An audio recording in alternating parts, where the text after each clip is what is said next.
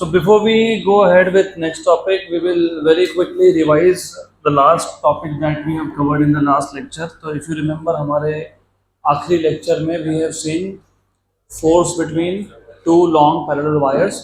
फटाफट से revise करेंगे and then we'll go ahead to the next topic. So in the last lecture we have seen force between two long parallel wires. और इसमें भी दो cases थे, एक था लाइक करंट्स का, एक था अनलाइक करंट्स का. We have seen derivation only for like currents, और डेरिवेशन में कोई डिफरेंस भी नहीं है. डिफरेंस है सिर्फ डायरेक्शन ऑफ फोर्स में, डेरिवेशन इज द सेम. तो we will take two wires which have like currents. यहाँ पे लाइक करंट का मतलब ये होता है that the current is flowing in the same direction. तो अगर हमारे पास दो वायर्स है, late us take two wires of the same length, दोनों का लेंथ सेम है, same length, they are separated by some distance A. तो ऐसा करते हैं, ये वायर नंबर 2 है, this is second conductor, wire 2, current is I2 going from down to up. Similarly you have wire 1, current is going from down to up again. The distance between these two wires, let us say it is A R, जो बोलना है वो बोलो, doesn't matter really. Good.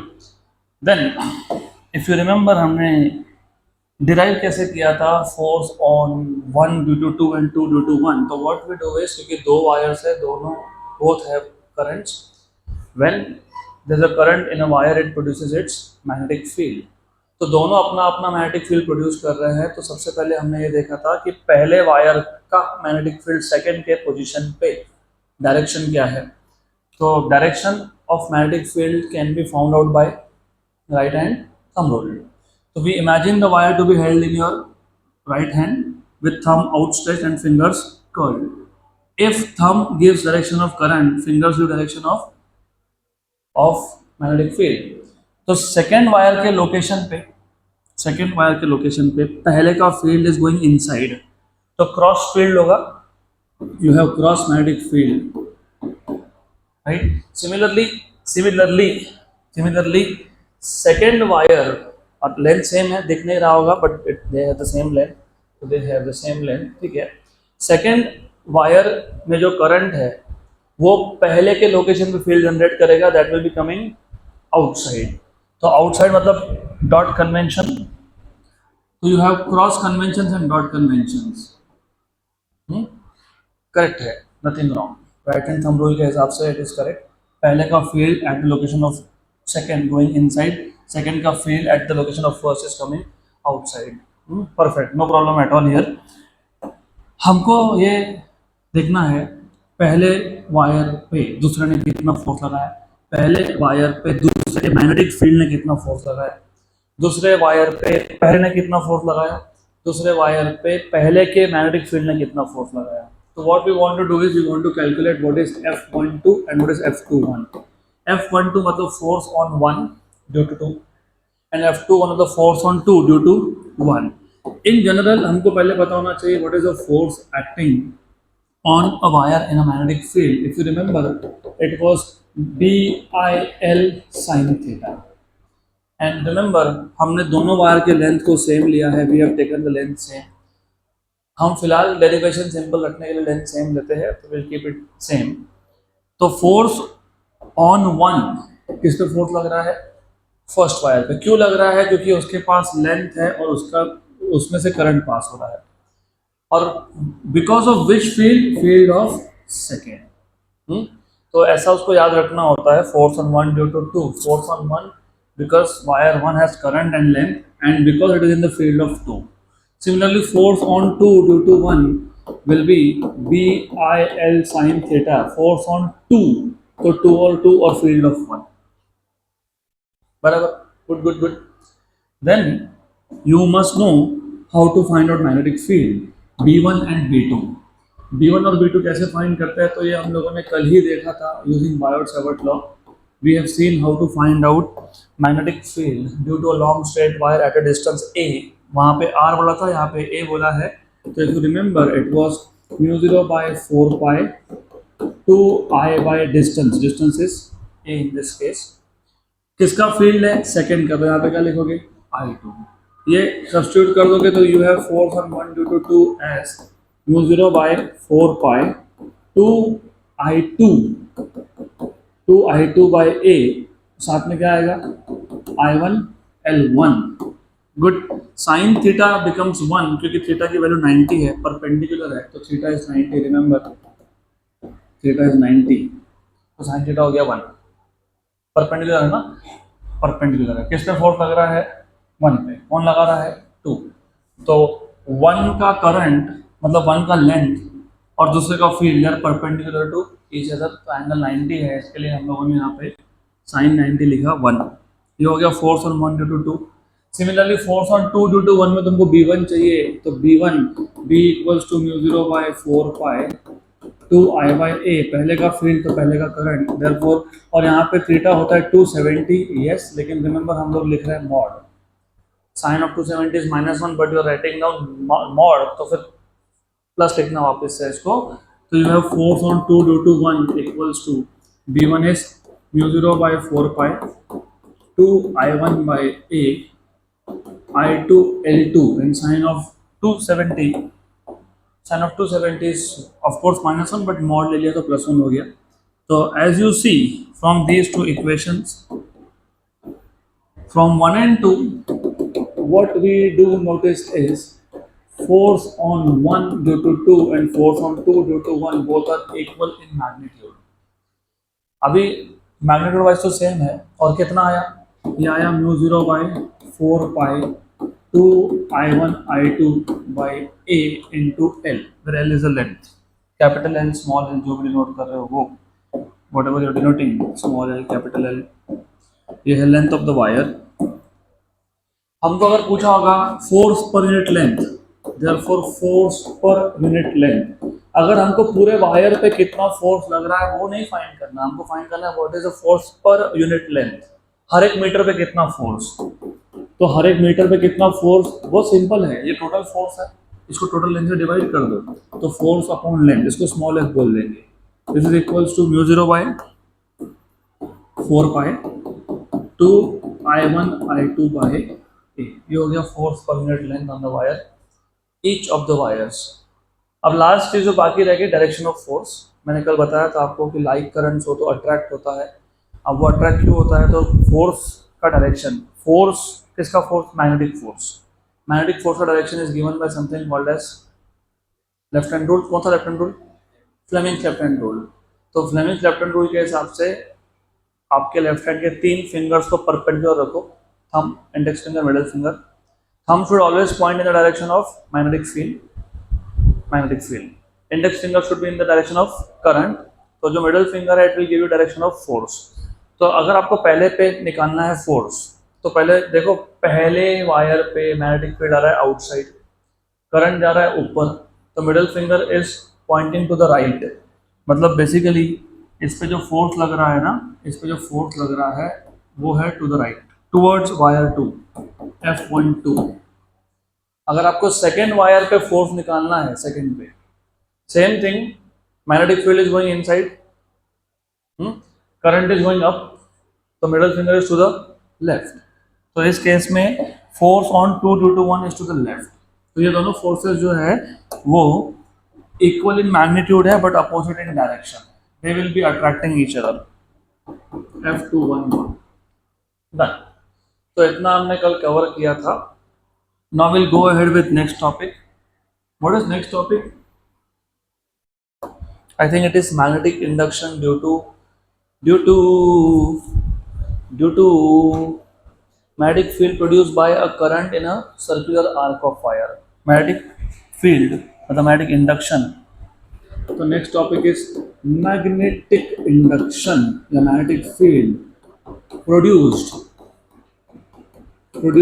due to current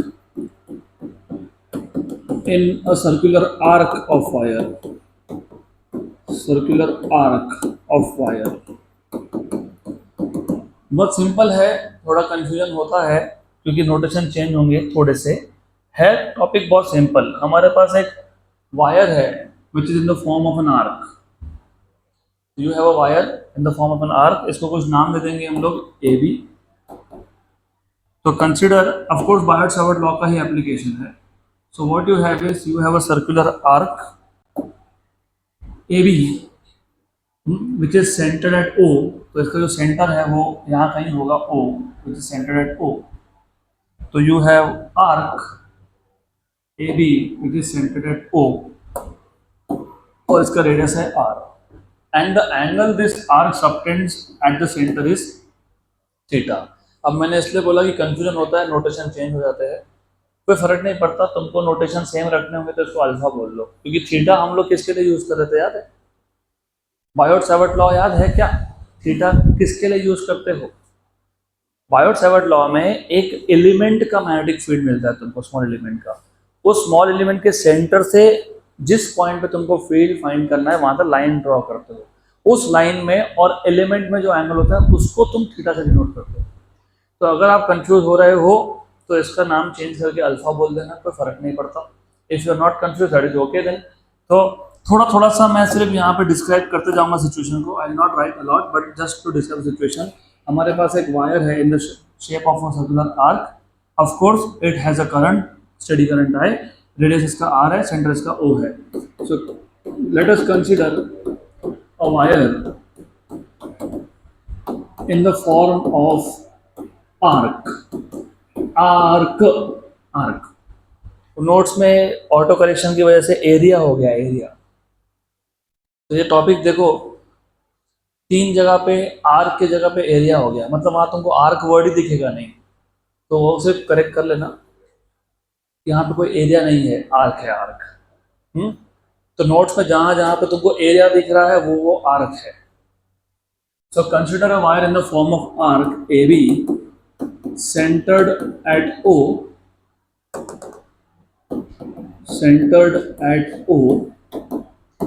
and radius R. Let theta be the angle subtended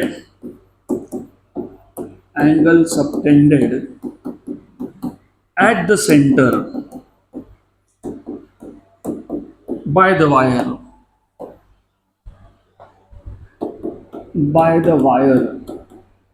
and let I be the steady current through the arc. I be the steady current. And by the way, अभी आपको पता ही है कि हमको Biot Savart law ही use करना है, क्योंकि हमने अब तक मैग्नेटिक फील्ड फाइंड करने का दूसरा मेथड देखा ही नहीं. वो आएगा, वो नेक्स्ट लेक्चर में होगा, एम्पियर्स लॉ. अब तक फिलहाल at this instant of time we know only one method to find out magnetic field, that is Biot Savart law. जैसे मैंने आपको अभी बताया, बायोट सावर्ट लॉ में तुमको टोटल करंट, एक टोटल मैग्नेटिक फील्ड एक साथ मिलता है क्या? नहीं. तो it gives the magnetic field due to small element. तो तुमको इस पूरे वायर को इमेजिन करना पड़ेगा to be made up of small element. तो इमेजिन कर लिया, उसमें से एक एलिमेंट मैं कहीं भी ले लूंगा. तो ऐसा मान लेते हैं कि यहाँ पे एक एलिमेंट है, तो this is one element dl. तो consider the wire AB, consider the wire AB to be made up of small elements of length dl each. उसमें से एक एलिमेंट हमने ले लिया somewhere, wherever you want you can take. तो मैं एक काम करता हूँ, मैं यहीं पे पहला ही एक एलिमेंट ले लेता हूँ, और जो स्मॉल एलिमेंट है उसने जो एंगल सबटेंड किया है सेंटर पे, ये भी स्मॉल है, तो this angle is D theta. और रिमेंबर इसमें से करंट जा रहा है आई. तो consider one such element somewhere you want, wherever you want, but important ये है कि इस एलिमेंट ने एंगल कितना सबटेंड किया, D theta.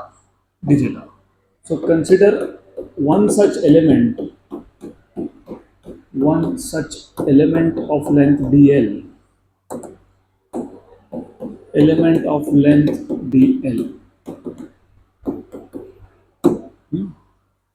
of course which carries the current I. Current सब में से सेम है, क्योंकि स्टेडी करंट है, ये पूरा एक ही वायर है. हमने इमेजिन किया ना इसको पीसेस में, हम इमेजिन करते हैं, वो पीसेस में तो होता है नहीं. तो जितना करंट यहाँ से जाएगा उतना ही आगे भी जाएगा। And then of course Biot Savart law apply करना है तो तुमको क्या क्या चाहिए। Remember Biot Savart law is directly proportional to current, proportional to length of the element, proportional to sine of angle between the center, मतलब between the length element and the line drawn from center to that point। तुम magnetic field कहाँ find कर रहे हो? O point पे। तो ये भी इंपॉर्टेंट था। We want to find magnetic field at the centre of the arc. तो where are you finding out magnetic field? At the centre, at the centre. तो इस पॉइंट से एलिमेंट के सेंटर तक एक आपको ड्रॉ करना पड़ेगा लाइन, और ये हो जाएगा आपका स्मॉल आर। वैसे भी आर है क्योंकि रेडियस ही है। फिर ये लाइन ने एलिमेंट के साथ जितना एंगल बनाया उसको तुम अब तक बोल रहे थे थीटा, लेकिन मैंने थीटा तो यहाँ किसी और चीज़ के लिए यूज़ कर लिया, तो इसको क्या बोल दूंगा मैं? अल्फा। और मैं जानबूझ के करता हूँ ये, क्योंकि क्या होता है तुम्हारे यू बिकम सो रिजिड कि तुमने जो फॉर्मूला देखे ना आपके नोट्स में, बुक्स में, आप वही याद करके जाते हो, और क्वेश्चन में थोड़ा सा नोटेशन चेंज कर दे तो गया आंसर। इसलिए जानबूझ के मैं नोटेशन बार बार चेंज करता रहूंगा, सो दैट अब भी तुम क्लियर कर लो कि कौन सा एंगल को क्या बोला है। तो alpha is the angle between the line and the element. और कितना दिख रहा है alpha? What do you think is alpha? 90 degree. 90 degree है यहाँ, 90 डिग्री है। गुड। तो ये जो स्मॉल एलिमेंट तुमने लिया, इस स्मॉल एलिमेंट की वजह से सेंटर पे कितना इंडक्शन है। So therefore magnetic field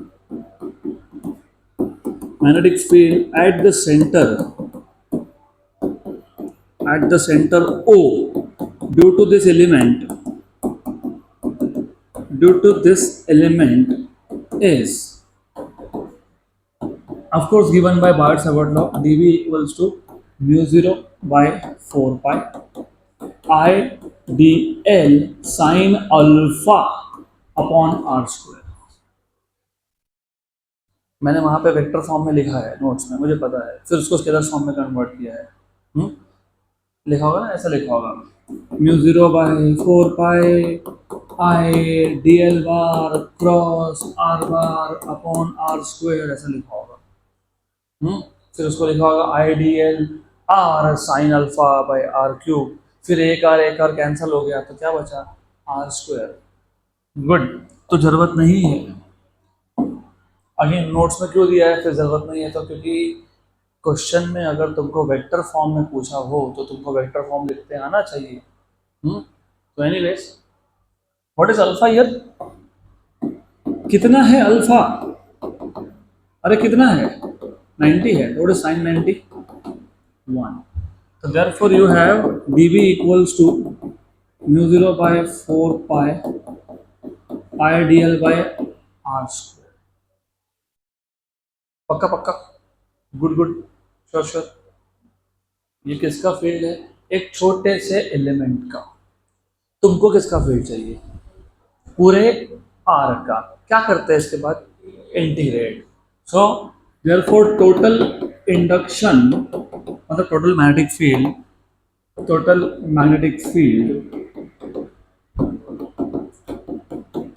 can be obtained by integration, can be obtained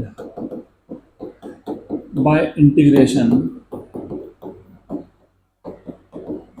So therefore you have b integration dv कहाँ से स्टार्ट हुआ था? आर्क ए से कहाँ तक गया? b तक। therefore you have b equals to integration, what is dv by the way? It is mu 0 by 4 pi I dl upon are square. अब इशू ये है mathematics, what is your variable of integration? dl। It is actually theta in this case, क्योंकि arc है dl ही सही है, लेकिन जब कर्वेचर हो तो तुमको नॉर्मली एंगल्स दिए होते हैं, तो तुमको कितने एंगल से कितने एंगल तक इंटीग्रेट करना है वो देखना होता है। मतलब तुमको बेसिकली 0 एंगल से थीटा तक करना है। बोले 0 से थीटा क्यों करना है बताता हूँ मैं। अच्छा चलो ठीक है, थोड़ा सा basic maths. I have this x axis, what is the angle of this line with respect to x-axis 0. How much is this angle? 90. बस you have your answer. तुम बेसिकली एंगल मेजर कर रहे हो यहाँ से, जीरो एंगल है, यहाँ तक आते आते कितना हो गया? थीटा. तो तुम्हारा लिमिट्स क्या लग जाएंगे इंटीग्रेशन पे? 0 to थीटा, क्योंकि जहाँ से आर्क स्टार्ट हुआ था ए, वहाँ पे जीरो एंगल मान लिया, कहाँ तक गया? बी तक, वहाँ पे कितना हो गया? थीटा. अब देखो क्या क्या कांस्टेंट है.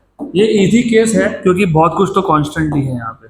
म्यू 0/4 तो कांस्टेंट है ही, करंट तो स्टेडी है, कांस्टेंट है ही, आर स्क्वायर भी कांस्टेंट है. क्यों?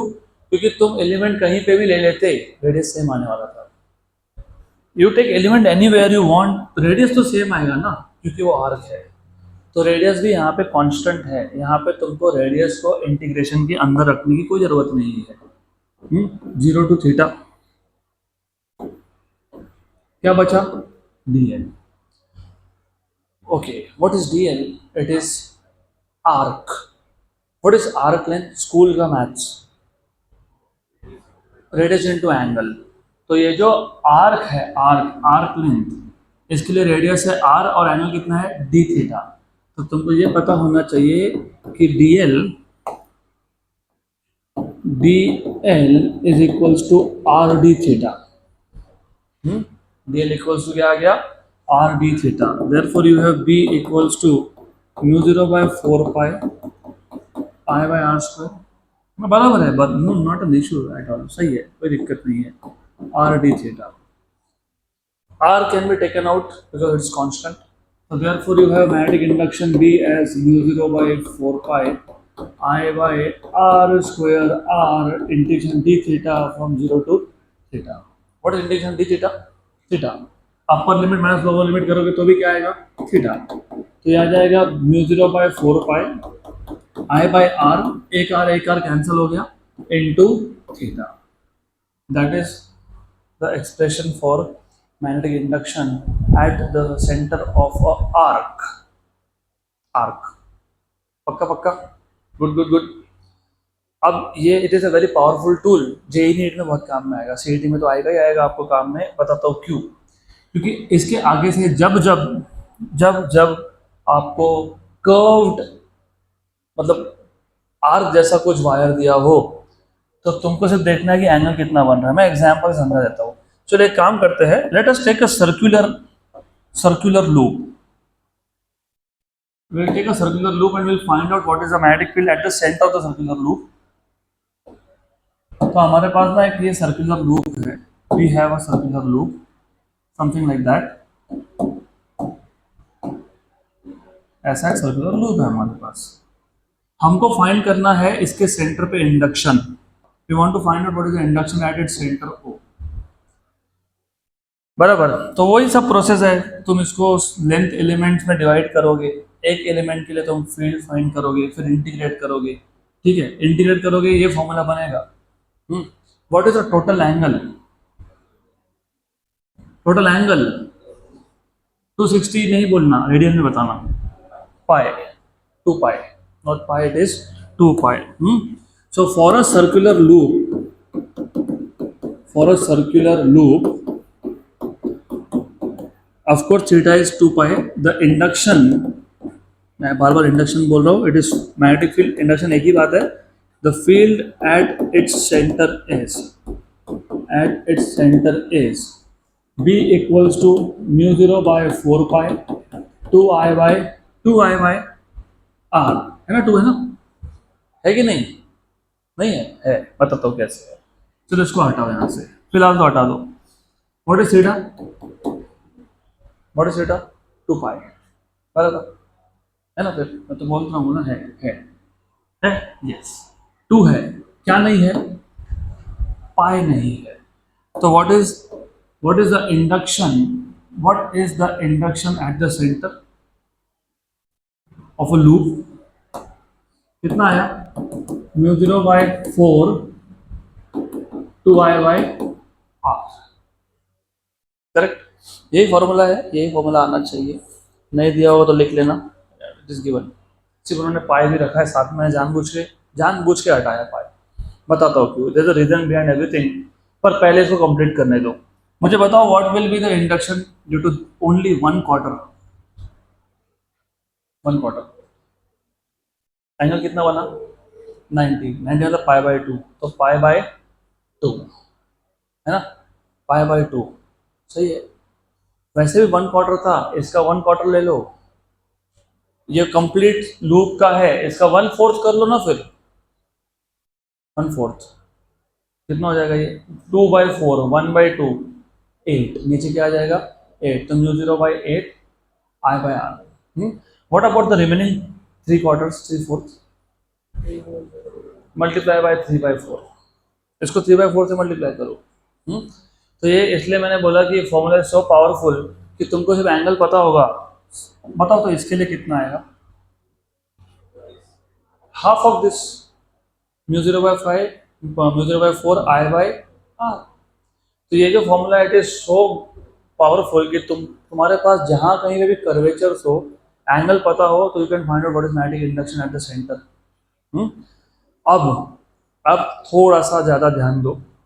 अब तक हमने बायोट सावर्ट लॉ यूज करके एक तो लॉन्ग स्ट्रेट वायर का और एक लूप का, सर्कुलर लूप का मैग्नेटिक इंडक्शन फाइंड किया। लेट अस से वायर का हमने फाइंड किया at a distance of r, इसका भी फाइंड किया at the centre with radius r. What was the formula for straight wire and for loop, बताओ।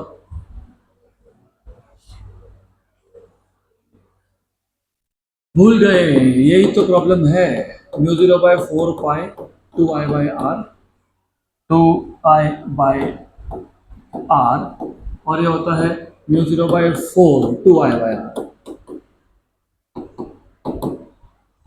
याद कैसे रखते हैं, जब सर्कल बना तो पाई भाग गया। इधर सर्कल बना गया नहीं तो पाई है, तो इसको याद रख लो, वो अपने आप आ जाएगा। सर्कल बना तो पाई क्यों भागा, क्योंकि वहां थीटा था, थीटा में भी पाई आता है, यहाँ पे पाई था, पाई पाई क्या हो जाता है cancel out. That is a trick, क्योंकि बहुत कंफ्यूजन होगा। अभी कुछ नहीं लगता, थ्योरी के टाइम कुछ नहीं लगता, जब क्वेश्चन सॉल्व करने बैठते हैं ना, इसका फॉर्मूला उधर उसका इधर, क्योंकि नॉर्मली दिमाग में क्या होता है कि सर्कल बना तो पाई होना चाहिए, पाई नहीं होना चाहिए, pi should not be there in that formula. Done, good good. Next topic, what is next topic by the way? I think it is axial magnetic field produced by current in circular loop। axial magnetic field ये important है, तो थोड़ा सा extra ध्यान होना चाहिए। इसमें integration भी इन्वॉल्व है, और वो इंटीग्रेशन कंफ्यूज भी बहुत करता है। एक्सियल मतलब along the axis magnetic field, और मैं तुमको ये भी बताऊंगा कि हाउ टू वेरीफाई कि जो तुमने डिराइव किया वो सही है कि नहीं, क्योंकि if you are following steps, तुमने 2 पेज का डेरिवेशन कर दिया और फिर कंफ्यूजन है करेक्ट है कि नहीं डेरिवेशन, उसका भी मेथड है। There is a way to verify everything in physics, इसलिए फिजिक्स सिंपल है, क्योंकि you already know something, you already know this formulas. तो ये फॉर्मूला यूज करके तुम वेरीफाई कर सकते हो कि एक्चुअल मैग्नेटिक फील्ड का जो फॉर्मूला है वो करेक्ट है कि नहीं। So you want to find out axial magnetic field.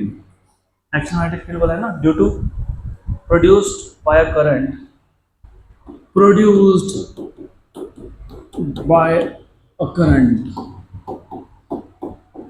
in a circular loop, in a circular loop। अब ऐसा है, आपका जो टेक्स्ट बुक है और मेरे जो नोट्स है उसमें मैंने जानबूझ के मैंने वेरिएशंस किए, क्योंकि मुझे उसको सिंपल रखना था। मैं डिफरेंस तुमको बता देता हूँ। आपके टेक्स्ट बुक में डेरिवेशन थोड़ा सा कॉम्पैक्ट फॉर्म में है, और सिर्फ किया ये है टेक्स्ट बुक में, जो लूप है ना उसको एक्स वाई प्लेन में रखा है, एक्स वाई प्लेन में। तो एक्सिस बन गया जेड एक्सिस।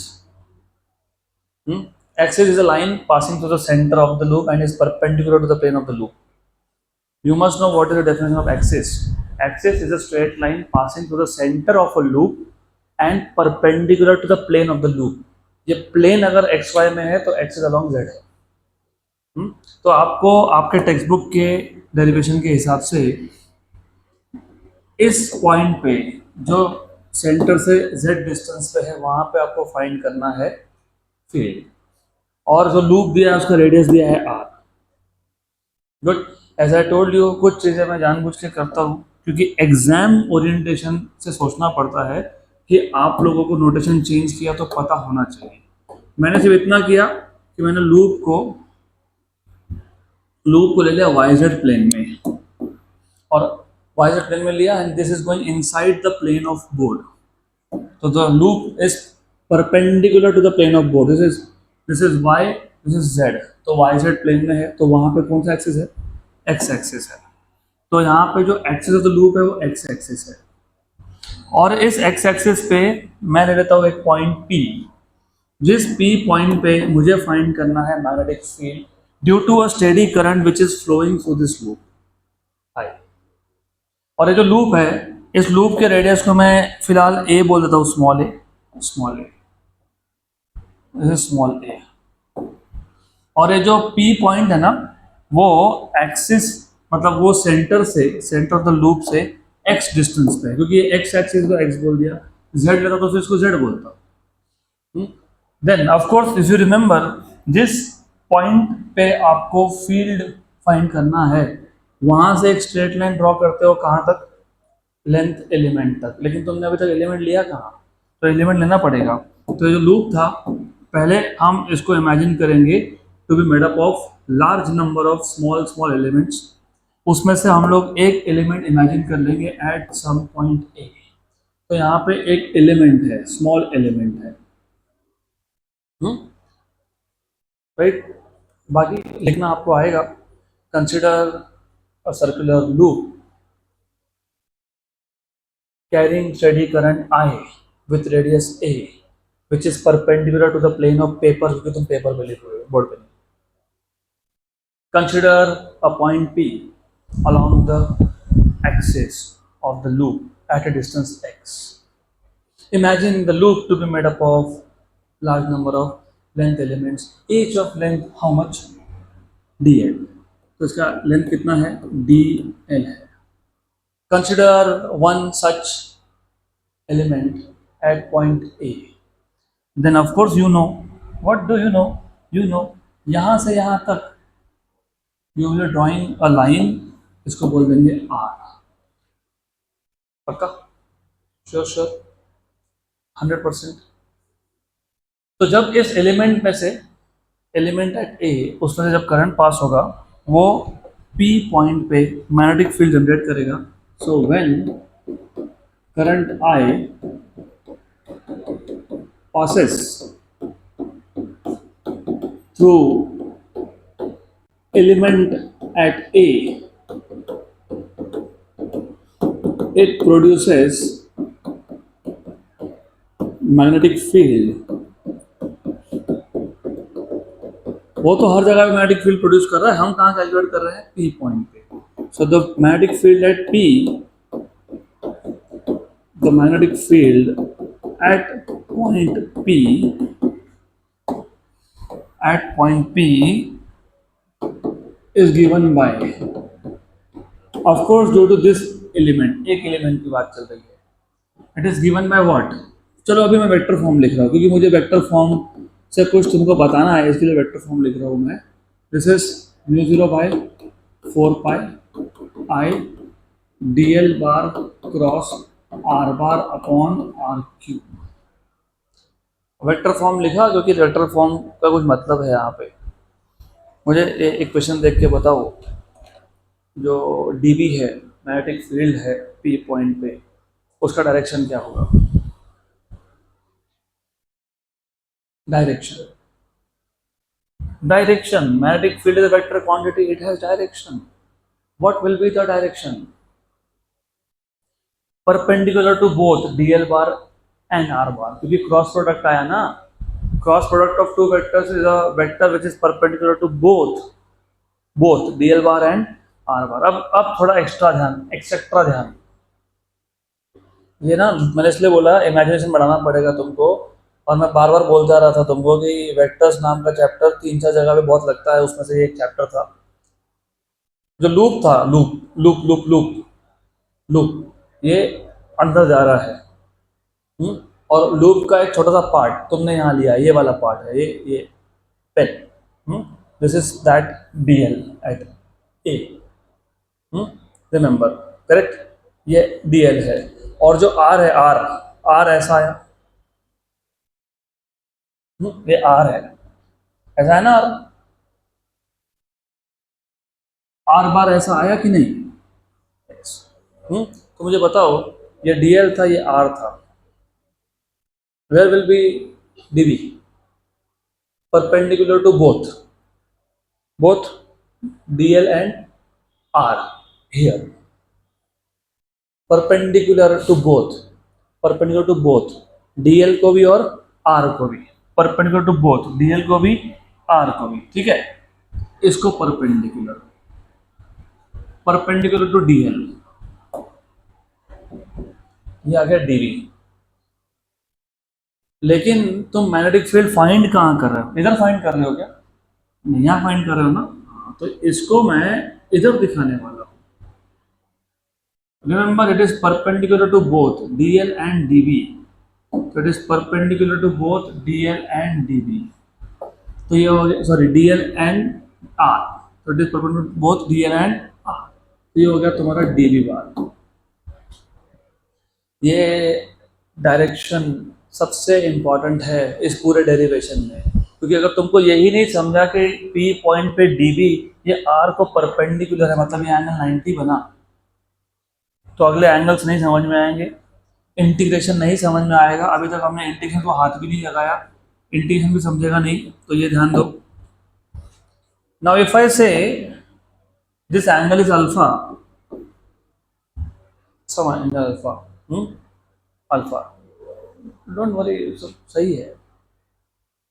हाँ, तो whatever you want to discuss, you can discuss after class. यहाँ पे एक लाइन ड्रॉ कर लेता हूँ मैं। Good, what is this total angle? 90, उसमें से एक पार्ट अल्फा है, तो ये कितना हो गया? 90 minus alpha, very good. What is this total angle? 90, उसमें से जो ये वाला पार्ट था वो कितना था? 90 माइनस अल्फा, तो ये कौन बन गया? अल्फा, ये आ गया आपका अल्फा। अब वो अल्फा आ गया, तो इसका मतलब डीबी को मैं स्प्लिट कर सकता हूँ इनटू 2 कंपोनेंट्स। एक होगा डीबी कॉस अल्फा जो वर्टिकल डायरेक्शन में होगा, एक होगा डीबी साइन अल्फा। तो ये आ गया आपका डीबी कॉस अल्फा, ये वर्टिकल कंपोनेंट है, और ये हो गया डीबी साइन अल्फा, ये हॉरिजॉन्टल कंपोनेंट है, DB sine alpha. This is horizontal component of magnetic field due to length element at A. Situation simple था, एक सर्कुलर लूप था, उसमें से करंट है, हमको एक्सिस पे एक पॉइंट पे फील्ड निकालना है। करंट लूप में से जब पास होगा तो हमने लूप को इमेजिन करके रखा है छोटे छोटे लेंथ एलिमेंट में से, उसमें से एक एलिमेंट ए पे है, एक एलिमेंट ए पे है। जब करंट ए में से पास होगा तब वो पी पे जो फील्ड जनरेट करेगा उसको डीवी बोल दिया, क्योंकि according to the vector form direction of dV is perpendicular to both DL and R, तो it is also perpendicular to R, R को परपेंडिकुलर लिखा दिया। ये अल्फा है तो वो एंगल अल्फा है, तो डीबी के 2 कंपोनेंट्स हो गए, dB cos alpha, dB sine alpha.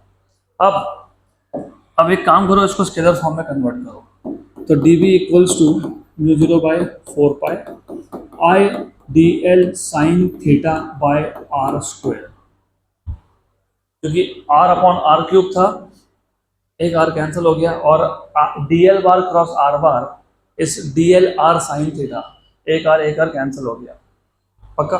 वैसे भी वाइट सवर्ट लॉ ही है, बाकी तो कुछ है नहीं।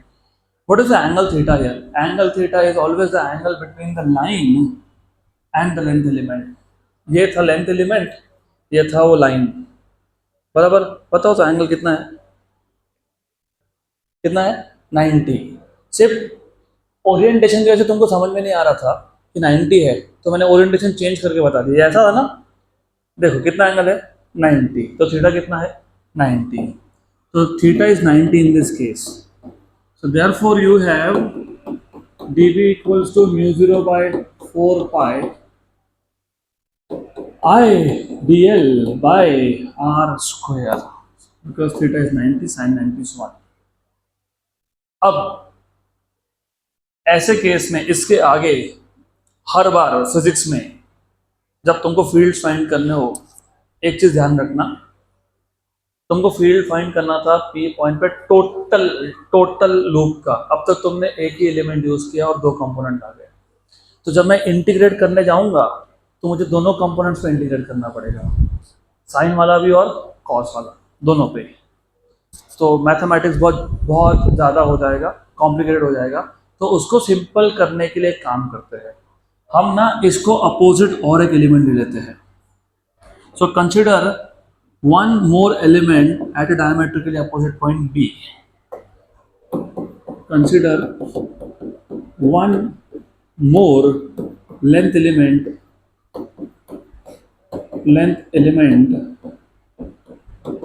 at diametrically opposite point. At diametrically opposite point B. और लेंथ एलिमेंट का लेंथ तो सेम था, तो तुमने सिर्फ यहाँ पे एक्स्ट्रा एलिमेंट ले लिया तुमने, done, you taken extra element over here DL. अब देखा बिकॉज ऑफ सिमेट्री है ना, ये रेडियस भी कितना है, ए है, यही आएगा वो। गुड, बराबर, very good very good.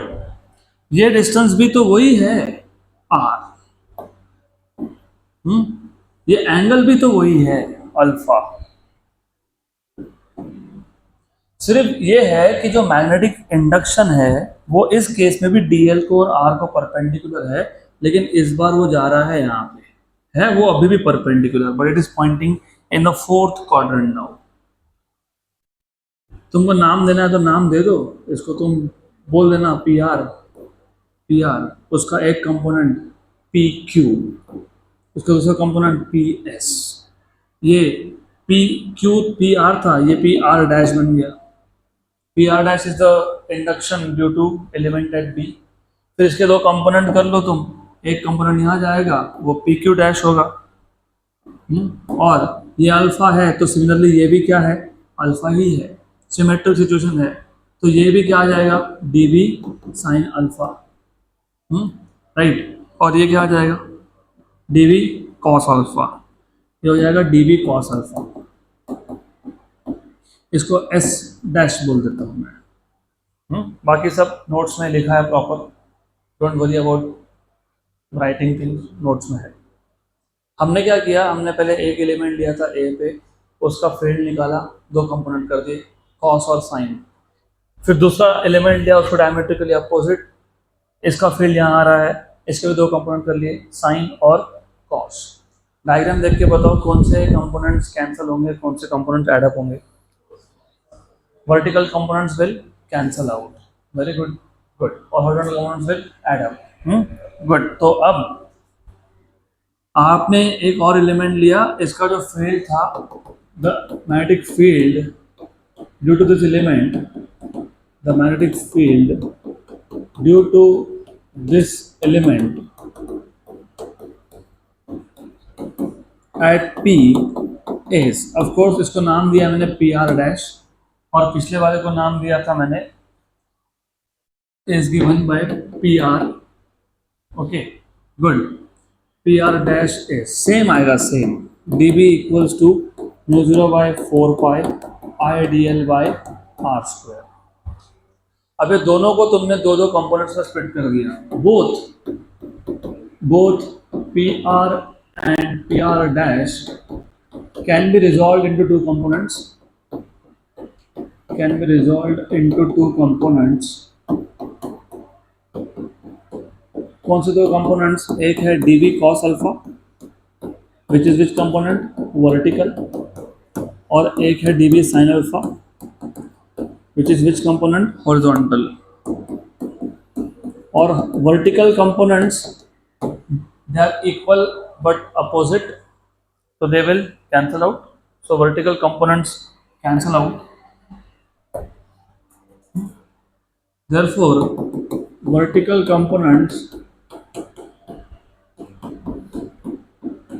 being equal and opposite, equal in magnitude, opposite in direction, cancels out.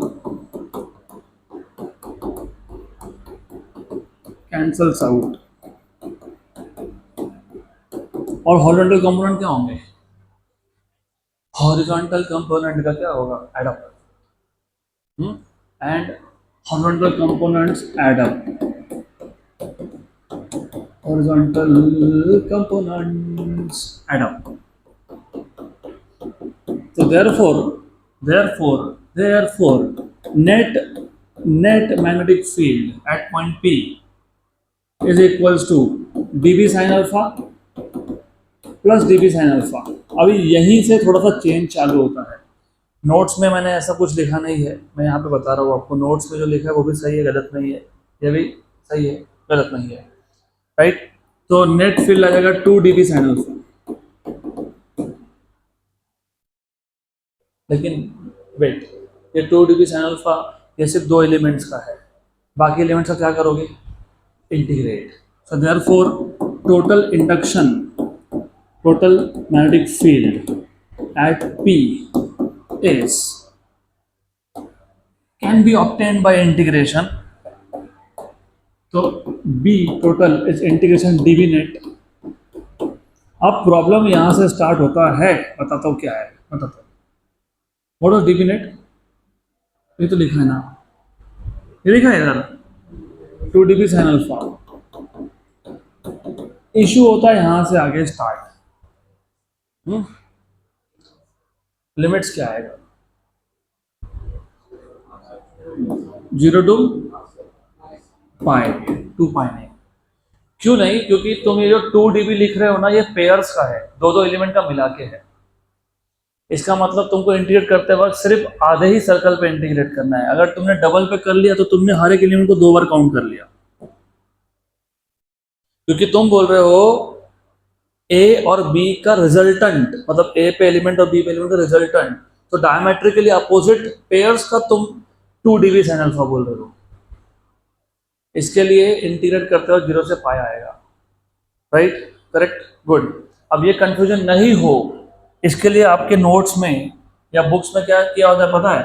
ये 2 यहाँ पे लिखा ही नहीं होता है, ये इधर लिखा होता है. एक ही बात है. This is same thing.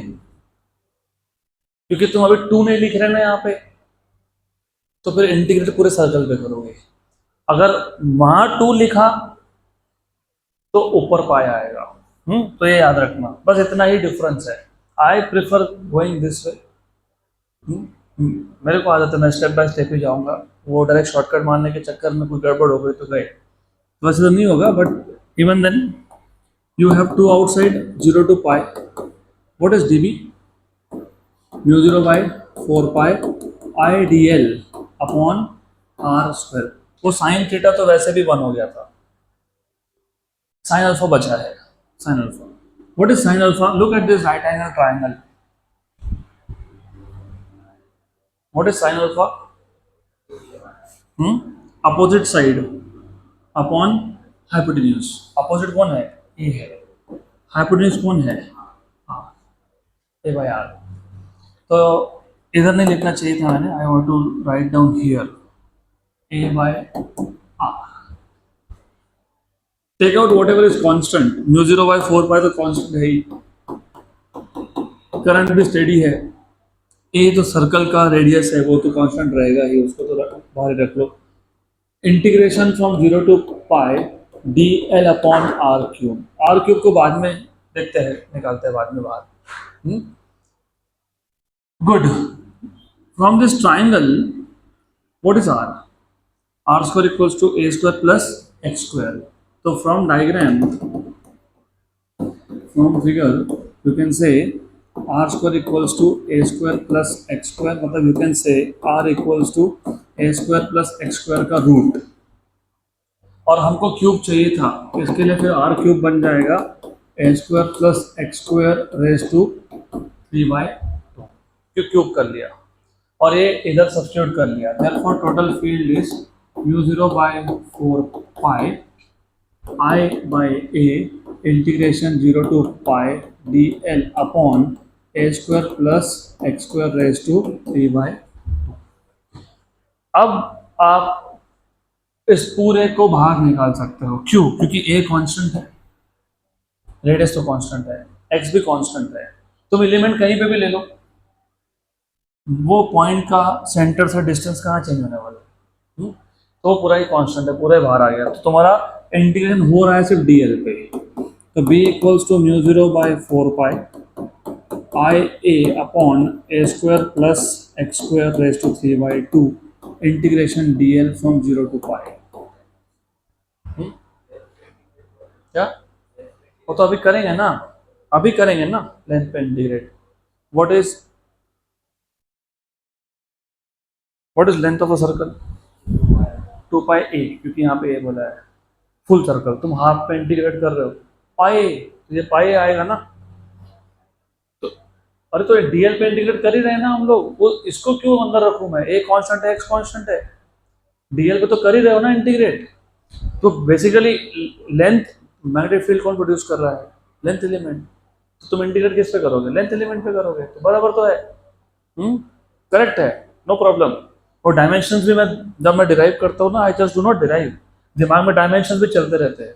Correct है, एब्सोल्युटली करेक्ट है, क्योंकि यहाँ से एक ए आएगा, ए स्क्वायर होगा, ऊपर ए स्क्वायर, नीचे ए स्क्वायर रेज टू 3/2, तो वो नीचे बच गया लेंथ रेज टू 3, ऊपर है लेंथ रेज टू 2, नीचे है लेंथ रेज टू 1। आए करंट, करंट अपॉन लेंथ। तो अब तक तुमने जितने भी डिराइव किए थे उधर क्या था? फिर क्या था? ये तो नंबर ही था। तो ये क्या था? Current upon distance. तो मैं सिर्फ तुमको बोलने के लिए डिराइव करता हूँ, मैं साथ में डायमेंशन मेरे वर्कआउट होते रहते हैं। This is correct, nothing is wrong, answer भी करेक्ट आएगा। तो b equals to mu 0 by 4 pi i 0 to pi. तुम जब इंटीग्रेट करोगे डीएल पे करोगे, डीएल पे करोगे। हाँ, अब अभी हर चीज़ में लिखूँ ऐसे जरूरी नहीं है ना, तुमको पता होना चाहिए। क्या पता होना चाहिए? अगर रेडियस ए है और मैं आधा सर्कल, क्योंकि मैं DL DL DL DL DL DL DL DL add कर रहा हूँ, आधे सर्कल में कितना बनेगा? ये पाए। तो मैं इंटीग्रेशन को डायरेक्टली पाए लिख दूंगा ना फिर। अब तुम्हारे लिए बस ये लो, पाए ए पाए ए। ओके, गुड, डन, पक्का पक्का, सर ठीक है, वैसा लिखो, डजंट मैटर, डजंट मैटर। फिर बोलोगे अच्छा okay this is l 0 to pi, एक ही बात है।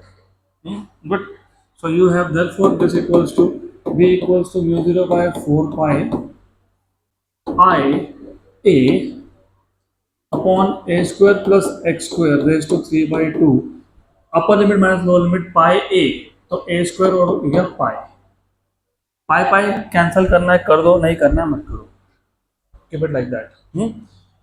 देखो आंसर तो यही आएगा आपका, फाइनली यही मिलने वाला है। पाई पाई कैंसिल करोगे तो you will get this final formula.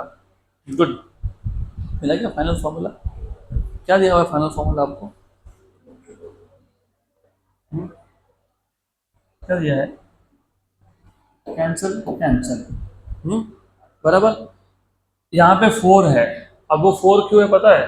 क्योंकि यहाँ पे 2 था, तो हमने 2 लिखा था इंडिकेशन के बाहर, और यहाँ पे आते आते हम उस 2 को पीछे छोड़ के आ गए।